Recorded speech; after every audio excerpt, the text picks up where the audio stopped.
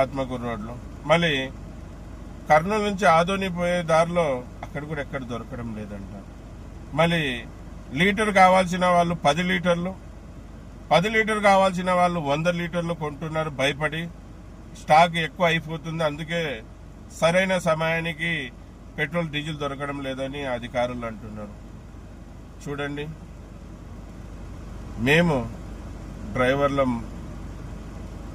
బతకలేని పరిస్థితిలో ఉన్నాం. చెప్తున్నాను కదా, 10 నెలలుగా 1000 కళ్ళతో ఎదురు చూస్తున్నాం. సమ్మర్ హాలిడేస్ అప్పుడు బాగా కిరాయిలు తిరిగి ఉన్న అప్పులు తెంపుకుందాం, పిల్లలకి మంచి బట్టలు కొందాం, తల్లిదండ్రుల్ని మంచిగా చూసుకుందాం అని ఎదురు చూస్తా ఉన్నాం. ఇటువంటి సమయంలో మాకు ఇబ్బంది కలిగించే ఈ వార్త కళ్ళతో కూడా చూస్తున్నాం.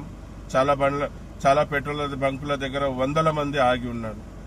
మళ్ళీ మా సమస్య కాకుండా, మాకు సమస్య కాకుండా, సమస్య వస్తే మమ్మల్ని డ్రైవర్లని దృష్టిలో పెట్టుకొని, ట్యాక్సీ డ్రైవర్లని, ట్యాక్సీ ఓనర్ కమ్ డ్రైవర్లని, అలాగే ట్రావెల్స్ నడిపే వాళ్ళని, ఓనర్స్ని, వాళ్ళని దృష్టిలో పెట్టుకొని మాకు ఎటువంటి ఇబ్బంది రాకుండా 2 తెలుగు రాష్ట్రాల్లో ఉన్న ప్రభుత్వాలు, అలాగే కేంద్రంలో ఉన్న ప్రభుత్వాలు మాకు ఇబ్బంది రాకుండా చూసుకోవాలని ఈ వీడియో ద్వారా